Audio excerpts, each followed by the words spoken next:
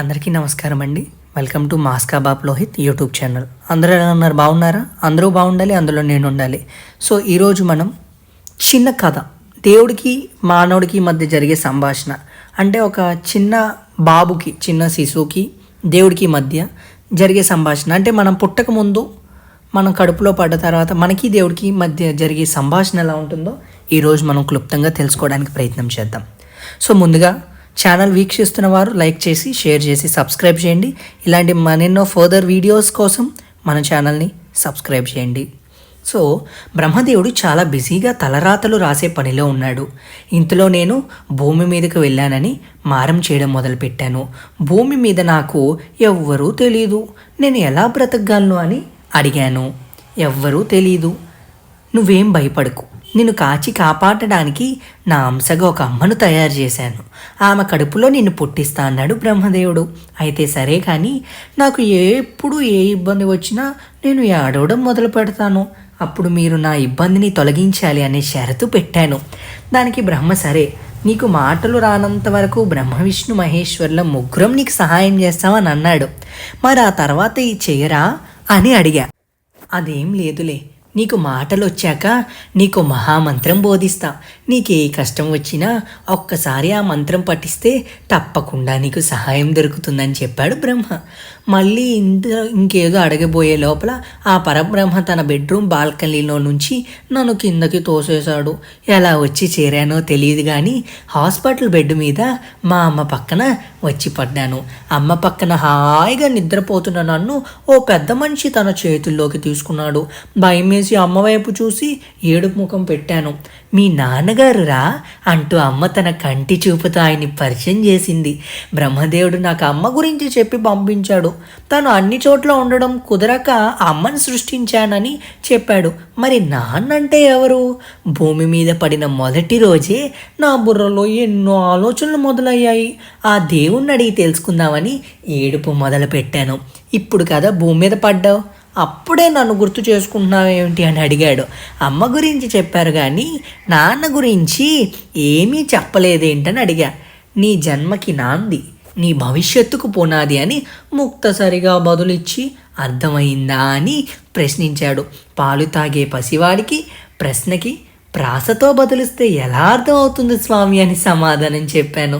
ఒక అర్థం లేని చిరునవ్వు నవ్వి, నీకు మీ అమ్మకి కాపుగా నేను నియమించిన అంగరక్షకుడని క్లుప్తంగా చెప్పాడు. అప్పుడు అర్థమైంది నా బుజ్జిబుర్రకి, నా కష్టం తీర్చేది అమ్మని, మాకు ఏ కష్టం రాకుండా చూసుకునే బాధ్యత నాన్నదని. ఆ రోజు నుంచి నా చిన్ని కళ్ళు నాన్న కోసం వెతుకుతూనే ఉండేవి. ఎప్పుడు ఉదయాన్నే వెళ్ళిపోయి సాయంత్రం వచ్చేవాడు. ఏం నేనంటే ప్రేమ లేదా అని ప్రశ్నించా దేవుని. మళ్ళీ నీ మీద ప్రేమ ఉంది కాబట్టే రోజు బయటికి వెళ్ళి కష్టపడి పని చేసి వస్తున్నాడు అని బదులిచ్చాడు బ్రహ్మ. అర్థం కాలేదని చెప్పాను. కొన్నేళ్ళకి నీకే అర్థం అవుతుందిలే అన్నాడు. ఈయన అన్ని తలతిక్కల సమాధానాలే చెబుతున్నాడు అనుకొని నా దగ్గరికి వచ్చిన మా నాన్న మొహం చూశా. మా నాన్న ముఖం నీరసంగా కనిపించింది. పలకరింపు కోసం ఒక చిరునవ్వు నవ్వి మా నాన్న ముఖంలోని నీరసం మాయమైంది.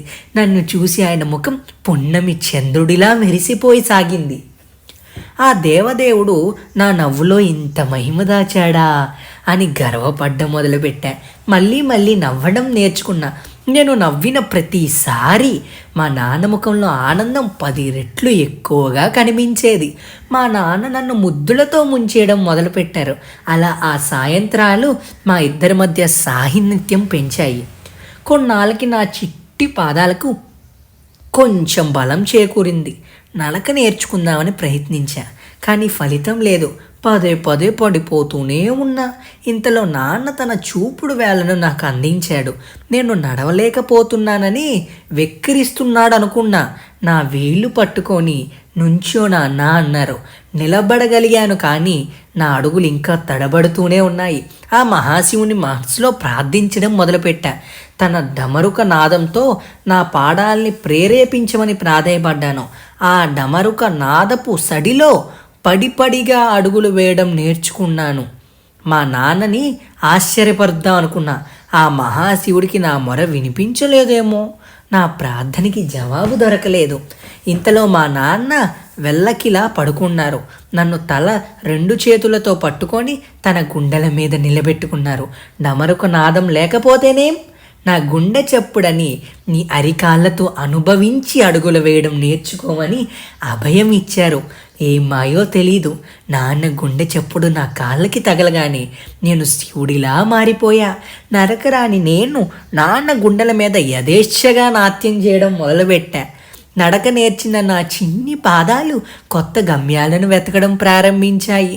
నడవడం మొదలుపెట్టాను. కొంత దూరం వెళ్ళాక అటు ఇటు చూశాను. ఎవ్వరూ కనిపించలేదు. భయం వేసింది.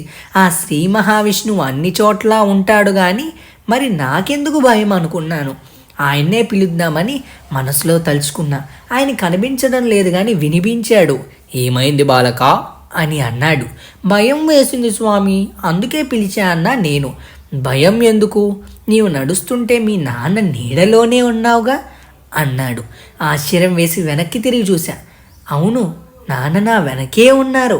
నాన్న తగినంత స్వేచ్ఛనిస్తూ నా ప్రయాణాన్ని గమనిస్తూ నన్ను ఏ ప్రమాదం తాకకుండా నాకు రక్షగా నా వెనకే నడుస్తున్నారు. నా మనసులో భయం తొలగి ముఖంలో చిరునవ్వు మొదలైంది.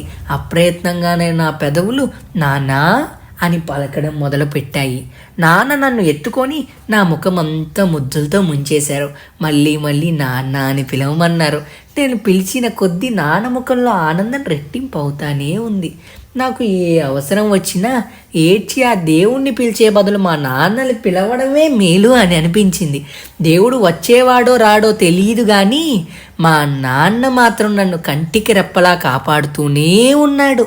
నా అవసరాలన్నీ నేను చెప్పకముందే తెలుసుకొని మరీ తీర్చేవాడు. కొన్నాళ్లకు నాన్న కూడా ఆ దేవుడి దగ్గరికి వెళ్ళిపోయారు. కానీ ఆయన నేర్పిన జీవిత పాఠాలు నాకు తోడుగా ఉండేవి. ఆఖరికి నేను కూడా ఆ దేవుడి దగ్గరికి తిరుగు ప్రయాణం మొదలుపెట్టాను. నీ జీవితం మజిలీ ఎలా సాగిందని ప్రశ్నించారు బ్రహ్మ విష్ణు మహేశ్వరులు. మీరు నాకు ఏ మంత్రమో బోధించినప్పటికీ నా జీవన చక్రం బాగానే సాగింది ప్రభు అని సమాధానం చెప్పాను గర్వంగా. అదేంటి అలా అంటావు? మేము నీ నోట పలికించిన మంత్రాన్ని రోజు నువ్వు పఠిస్తూనే ఉండడం మేము గమనిస్తూనే ఉన్నామన్నారు మూకముడిగా. నాకేం అర్థం కావట్లేదు స్వామి అని బదులిచ్చాను. నేను బ్రహ్మ విష్ణు మహేశ్వరులు ముగ్గురు ఒకరికొకరు ఐక్యమవుతూ ఒకే రూపంలో మారీ ప్రత్యక్షమయ్యారు. ఆశ్చర్యపోయాను. మా నాన్న రూపం నా ముందు ప్రత్యక్షమైందేంటి? అప్పుడు కానీ అర్థం కాలేదు ఈ మట్టి బుర్రకి అమ్మ ఆ దేవుడి అంశ అని, నాన్న సాక్షాత్తు దేవుడే అని. మిమ్మల్ని గుర్తించలేకపోయాను, నన్ను క్షమించండి స్వామి అని ఆయన పాదాల మీద సాగిలిపడ్డాను. ఆ దేవుడు ముఖంలో అదే చెరగని చిరునవ్వు.